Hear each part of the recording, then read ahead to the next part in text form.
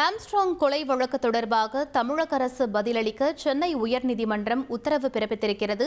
இது பற்றிய மேலும் விவரங்களை எமது செய்தியாளர் சுரேஷ் வழங்க கேட்கலாம். வணக்கம் சுரேஷ், இந்த வழக்கின் பின்னணி என்ன, மேலும் இந்த உத்தரவு தொடர்பான முழு விவரங்கள் என பதிவு பண்ணுங்க.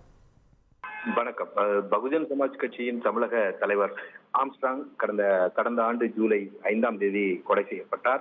இந்த வழக்குல இதுவரைக்கும் 27 பேர் கைது செய்யப்பட்டு சிறையில் அடைக்கப்பட்டிருக்கிறார்கள். இவர்களுக்கு எதிரான வழக்கு சென்னை முதன்மை அமர்வு நீதிமன்றத்தில் விசாரணையில் இருக்கிறது. இந்த நிலையில இந்த வழக்கை சிபிஐக்கு மாற்ற வேண்டும் என்ற கோரிக்கையுடன் ஆம்ஸ்ட்ராங்கினுடைய மனைவி பொற்குடி உயர்நீதிமன்றத்தில் ஒரு மனு தாக்கல் செய்திருக்கிறார். அந்த மனுவுல வழக்குல காவல்துறையினர் முறையா விசாரணை நடத்தல, முக்கியமான சாட்சிகளிடம் விசாரணை நடத்தவில்லை என்ற ஒரு குற்றச்சாட்டை முன்வைத்திருக்கிறார். ஆம்ஸ்ட்ராங் கொலையில் இருக்கக்கூடிய அரசியல் தொடர்பு குறித்து இந்த விசாரணை நடத்தப்படவில்லை. இந்த வழக்கில் கைது செய்யப்பட்டிருக்கக்கூடிய முதல் எதிரியான நாகேந்திரனுடன் நெருக்கமான செல்வ பருந்தகையிடம் விசாரணை நடத்தப்படவில்லை என்றும் அந்த மனுவில் தெரிவிக்கப்பட்டிருக்கிறது. அது மட்டுமல்லாமல் இந்த வழக்கில் கைது செய்யப்பட்டு என்கவுண்டர் செய்யப்பட்ட திருவேங்கடம் என்பவருடைய என்கவுண்டர் குறித்தும் காவல்துறையினர் விசாரிக்கவில்லை. அதனால உண்மையை வெளிக்கொண்டு வராமல் அவசரமாக இந்த குற்றப்பத்திரிகையை தாக்கல் செய்திருக்கிறார்கள்.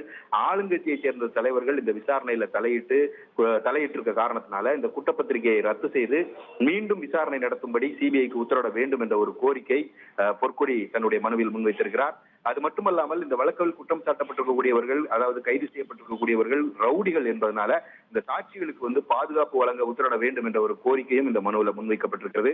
இந்த மனு நீதிபதி வேல்முருகன் முன்பு இன்றைக்கு விசாரணைக்கு வந்தபோது இதே கோரிக்கையுடன் ஏற்கனவே ஆம்ஸ்ட்ராங்குடைய சகோதரர் கீனோஸ் ஆம்ஸ்ட்ராங் தாக்கல் செய்த வழக்குல விசாரணை எல்லாம் முடிந்து தீர்ப்பு தள்ளி வைக்கப்பட்டிருக்க காரணத்தினால இந்த மனுவை விசாரணைக்கு ஏற்கக்கூடாது என்று அரசு தரப்புல எதிர்ப்பு தெரிவிக்கப்பட்டது. இதைத் தொடர்ந்து இந்த வழக்கு தொடர்பாக பதில் மனு தாக்கல் செய்யும்படி தமிழக அரசுக்கும் காவல்துறைக்கும் உத்தரவிட்ட நீதிபதி இந்த வழக்கினுடைய விசாரணையை ஆகஸ்ட் 20ஆம் தேதிக்கு தள்ளி வைத்திருக்கிறார். விவரங்களுக்கு நன்றி.